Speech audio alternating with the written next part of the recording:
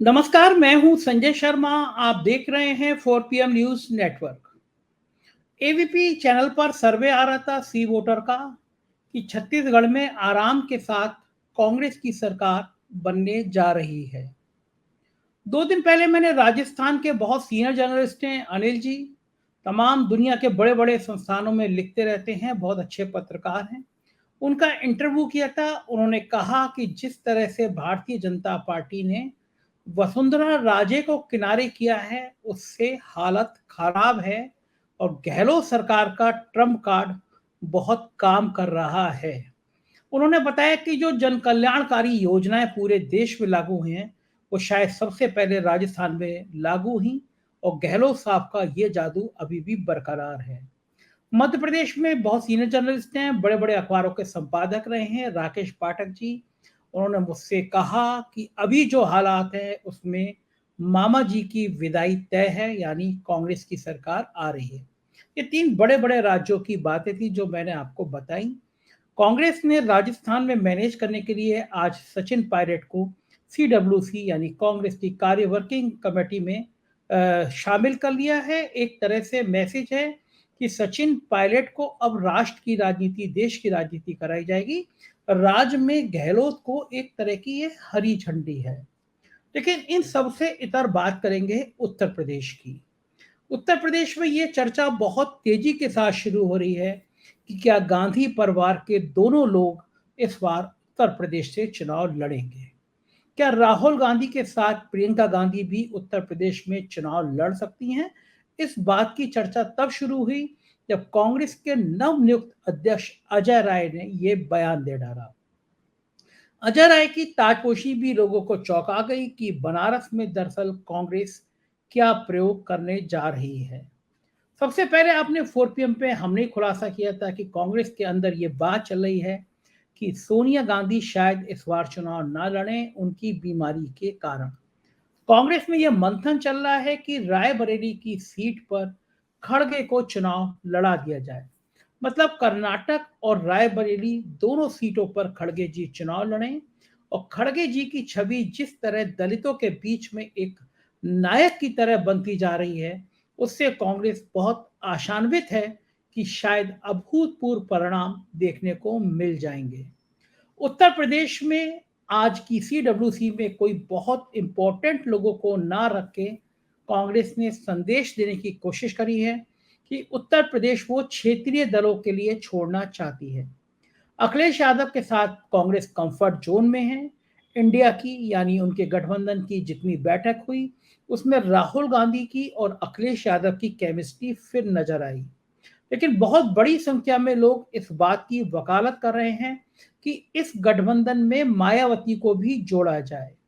अभी मायावती जोड़ने की स्थिति में नहीं है क्योंकि उनको पता है अगर अभी से उन्होंने इसके संकेत दे दिए तो ईडी और इनकम टैक्स की फाइलें खुल जाएंगी।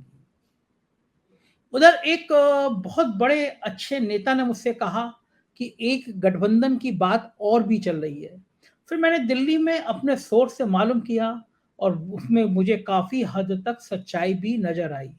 दरअसल भारतीय जनता पार्टी किसी भी स्थिति में उत्तर प्रदेश में कोई नुकसान सहने की स्थिति में नहीं है।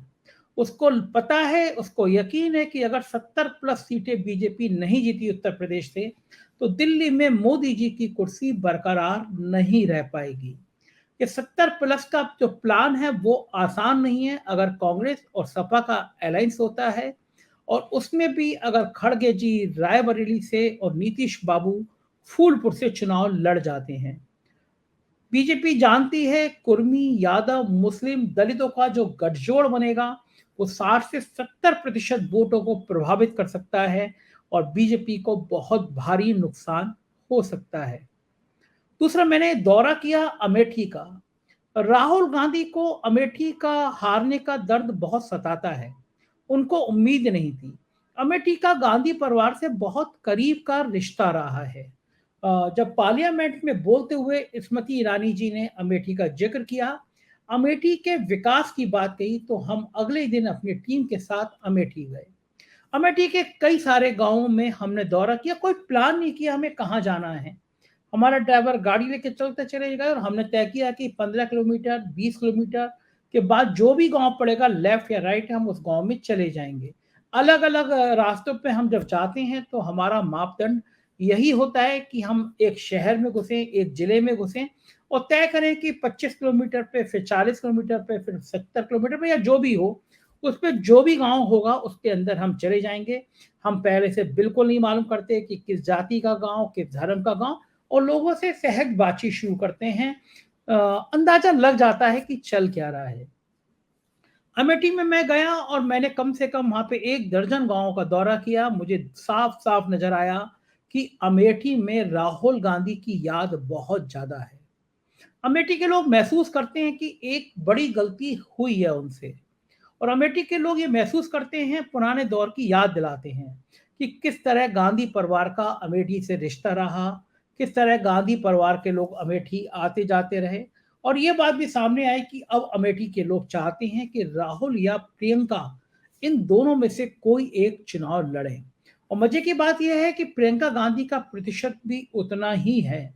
लोगों को लगता है कि प्रियंका गांधी में इंदिरा गांधी का लुक आता है, इंदिरा गांधी की छवि आती है और कुछ मजेदार बातचीत भी हुई, लोगों का दर्द भी हमने देखा और एक दर्द हमने तब महसूस किया, हम एक गांव में सड़क के किनारे जो मजदूर थे, जो सड़क बना रहे थे, उनसे बातचीत कर रहे थे। इसी दौरान एक व्यक्ति साइकिल से निकल के जा रहा था। हमने उसको रोका, हमने कहा भैया 2 मिनट बात करना चाहते हैं और फिर व्यक्ति के मन में शायद जितना भरा था वो फट गया और उसने जो दर्द बयान किया वो पूरे देश में वायरल हुआ और बिल्कुल सहज भाव के साथ और मुझे लगता है कि ये शायद ये मापदंड होना चाहिए। जो गोदी मीडिया के लोग टीवी चैनल पर बैठ के बड़ी-बड़ी बातें करते हैं, बहुत बड़े-बड़े प्रवचन करते हैं, उनको ये वीडियो ज़रूर देखना चाहिए और ये वीडियो मापदंड है इस बात का कि गाँव के हालात क्या है। हम लोग बैठकर बहुत आराम से कह देते हैं कि 2 वक़्त का राशन दे दिया तो सब कुछ अच्छा हो गया, गाँव में कोई परेशानी नहीं है, थोड़े से पैसे खाते में चले गए, तो सब कुछ हरा-हरा है। लेकिन हकीकत कहीं ज़्यादा जुदा है। गाँव के लोग जिस तरह की ज़िंदगी जी रहे हैं, उसको देखकर आपको पसीने आ जाएँगे। आप कल्पना भी नहीं कर सकते कि अभी भी कितना दर्द है, कितनी परेशानी है, वो भी अमेठी में। अमेठी के लोगों का दर्द है कि स्मृति ईरानी जीतने के बाद आती नहीं हैं, आती हैं तो चंद लोगों से मिल के चली जाती हैं। लोग परेशान हैं, अपनी बात सुनने वाले हैं नहीं, विकास कार्य ठप हो गए और महँगाई बहुत चरम पर है। हम जितने भी गाँव में गए सब जगह बताया गया कि सिलेंडर मिला लेकिन सिलेंडर भरवाने के लिए दोबारा पैसे नहीं हैं। उज्ज्वला गैस के योजना के आंकड़े सरकार कभी जारी नहीं करती कि जिन लोगों को कनेक्शन दिया गया उसमें से ऐसे कितने लोग हैं जो कनेक्शन दोबारा भरवा पाए। जाहिर है ऐसे आंकड़े सरकार को सूट नहीं करते क्योंकि पता है कि जिनको गैस के सिलेंडर दिए गए वो सिलेंडर केवल घरों में रखे हुए हैं, दोबारा भरवाने की हालत में नहीं है। टमाटर शहर हो या गांव उतना ही कड़वा लग रहा है लोगों को। खाने पीने की चीजें महंगी हो गई हैं। गांव के लोग कह रहे हैं हम खाएं तो खाएं क्या, हमारी स्थिति खराब होती जा रही है। हमको 2 वक्त का राशन दिया जा रहा है, उससे कहीं ज्यादा हमसे छीना जा रहा है। जाहिर है कि आप स्टूडियो में बैठ के बड़ी बड़ी बातें कर सकते हैं, लेकिन जब आप गांव देहात धरातल पर जाएंगे तो आपको तस्वीर कुछ और मिलेगी। मैं चाहता हूँ कि मैं उस साइकिल से जा रहे व्यक्ति की बात आपको एक बार फिर सुनवाऊँ और मेरा रिक्वेस्ट है आपसे ये पूरी बात ध्यान से सुनिएगा। इस परिपेक्ष में सुनिएगा कि यही दर्द इस देश के आम आदमी का है, यही दर्द इस देश के किसी भी कॉमन मैन की परेशानी का है और इसी दर्द से गाँव का आदमी नहीं, शहर का मध्यम वर्गीय आदमी भी झेल रहा है। मध्यम वर्गीय परिवारों की मार बहुत ज़्यादा पड़ी है उनके ऊपर। सीमित संसाधनों में घर चलाने वाले लोग परेशान हैं अपनी किचन की बढ़ती हुई कीमतों से, सिलेंडर से और बाकी चीज़ों से। तो गाँव हो या शहर हो, महँगाई लगभग बराबर के स्तर में परेशान कर रही है। अब मुझे नहीं कि यकीन नहीं होता और मुझे पता नहीं कि ये हिंदू-मुसलमान का कार्ड, ये धर्म का और जाति का ज़हर किस हद तक महँगाई पर काबू पा सकता है। क्या लोगों को फिर एक बार लगेगा कि धर्म ज़्यादा ज़रूरी है, धर्म के नाम पर जो सपने दिखाए जा रहे हैं वो ज़्यादा ज़रूरी हैं या फिर लोगों को लगेगा कि गाँव की सड़क, अस्पताल, स्कूल ये ज़्यादा बड़े मुद्दे हैं, इनका ज़्यादा हल होना चाहिए और रोज़गार होना चाहिए, आर्थिक मजबूती होना चाहिए। चलिए पहले इस साइकिल वाले व्यक्ति की बात सुनते हैं, फिर चर्चा और करते हैं। कहाँ से आ रहे हैं? सही मसीह से। अच्छा, कैसी चल रही है ज़िंदगी? ज़िंदगी बहुत बेकार चल रही है। क्यों? क्योंकि इतनी महंगाई है कि हम 500 का सौदा लेके आ रहे हैं। 500 रुपये का सौदा लेके आए? झोला भरा नहीं है। 500 रुपये में झोला नहीं भर पाया? नहीं भर पाया। महंगाई ज़्यादा हो रही है। सिलेंडर भरवा पाते हो? सिलेंडर भरवा कहाँ पाते? 600 का था, 1200 का हो गया, कौन भरवा पाएगा? स्मृति ईरानी को जानते हो? हम खूब जानते हैं। वो 600 का लेके ढोल बजा रही थी, 1200 का कर दिया तो बैठी हुई है घुस के। 600 का था तो ढोल बजा रही थी, नाच रही थी, कूद रही थी। अब 1200 का हो रहे तो चुपचाप बैठी हुई है। जो हम लोगों को विश्वा खान खेतों का वो तो कह रहे वो और जो गल्ला भी हो रहा, योगी जी चरा रहे हैं। एक आध दो बिस्वा खेती है, वो भी आधे में मिलता है खाने को, आधे को मिलता ही नहीं है। मतलब हम लोग बहुत ही परेशान हैं। हम लोग बहुत ही परेशान है इस सरकार से। वो जो है स्मृति ईरानी जी से लोग बता रहे थे कि यहाँ तो चुनाव लड़ रही थी, तो उन्होंने कहा था कि 13 किलो रुपए चीनी मिलेगी, ऐसा कहा था। हाँ, 13 रुपया किलो चीनी मिलेगी, अब 40 रुपया किलो मिल रही चीनी। स्मृति ईरानी ने कहा था, खूब ढोल बजा रही थी, कूद रही थी। 600 में सिलेंडर था, अब 1200 में सिलेंडर हो गया है। अब नहीं कूद रही, न कुछ कह रही। तो आपकी अमेठी की MP और आप इतने नाराज हो? हम नाराज बिल्कुल है। नाराज करने वाला काम करेगी तो नाराज रहेंगे सर। कोई अच्छा काम किया? अब अच्छा काम कोई नहीं किया जब से बैठी है, कोई भी अच्छा काम नहीं कल किया। वहाँ पे संसद में बैठ के वो परसों बता रही थी कि बहुत अमेठी का बड़ा विकास हो अब उनका मुंह है, मेरा मुंह है, जो कहो जो कह दूं। मुंह तो अपना है, इसके लिए कोई लाइसेंस नहीं है।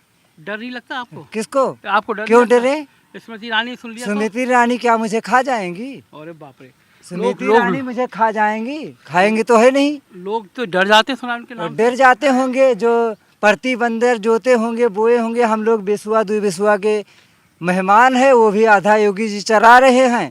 2 किलो राशन 5 किलो दे देते हैं, तो ऐसा समझ रहे हैं कि हम सभी कुछ कर रहे हैं। उतना तो सांड से चरा लेते हैं। लोग कहते हैं कि जो मुफ्त का राशन मिल जाता है, मकान मिल जाता है, शौचालय मिल जाता है, हाँ, इससे हमको वोट तो मिल जाएंगे। वोट तो मिल जाएंगे। 5 रुपया किलो आलू खा रहे हैं, 20 रुपया किलो ला रहे हैं, वोट कैसे मिल जाएंगे बताइए जरा आप। इस बार स्मृति ईरानी जीत पाएंगी यहाँ? बिल्कुल नहीं। कौन जीतेगा? जीतेंगे राहुल गांधी, जो भी और उनके खिलाफ खड़ा होगा संसद में वो जीतेगा। वो तो नहीं जीतेंगी ढोल बजाने के हिसाब से, अपनी प्रचार करने के हिसाब से। जैसे कि तो हमने कुछ कह रहा हूँ जनता के सामने, वो जनता के सामने करेंगे नहीं तो जी हारेंगे। ये कुर्सी हमारे बाप की नहीं, ना तुम्हारे बाप की, ना किसी के बाप की। ये तो हम लोग जो चाहेंगे वही होगा।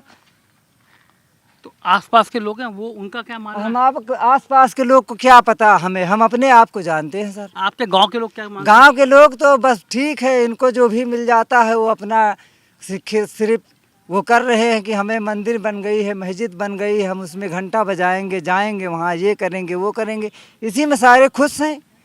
वो ये आगे पीछे देख ही नहीं रहे कुछ।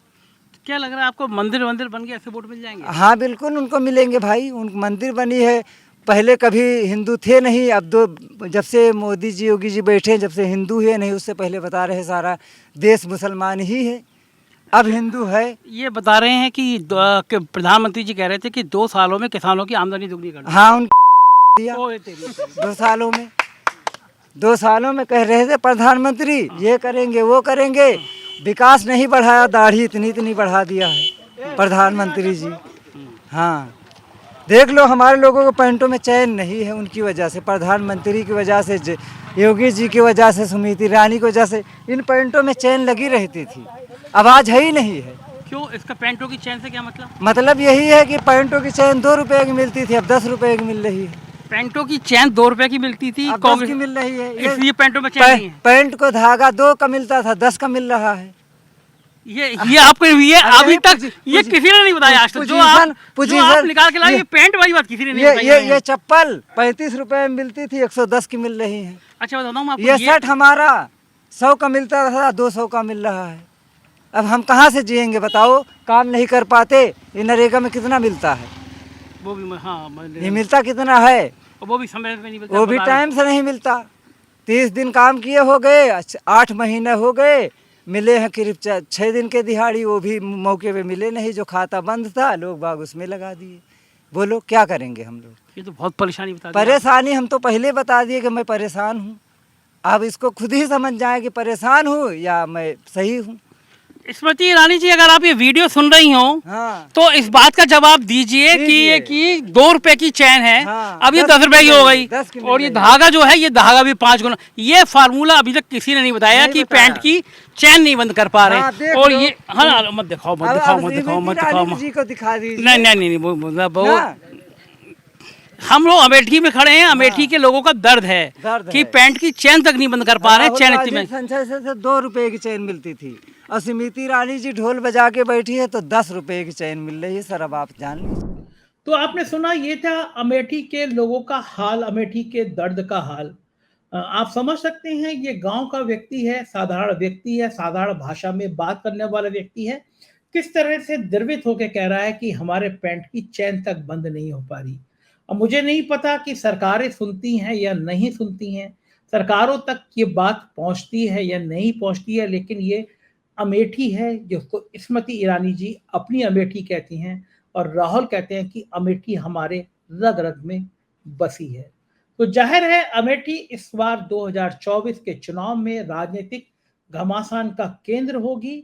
क्या होगा हम आपको बताते रहेंगे। उत्तर प्रदेश की और देश की राजनीति से जुड़ी हर खबर आप देखते रहिए 4PM न्यूज नेटवर्क पर। शुक्रिया।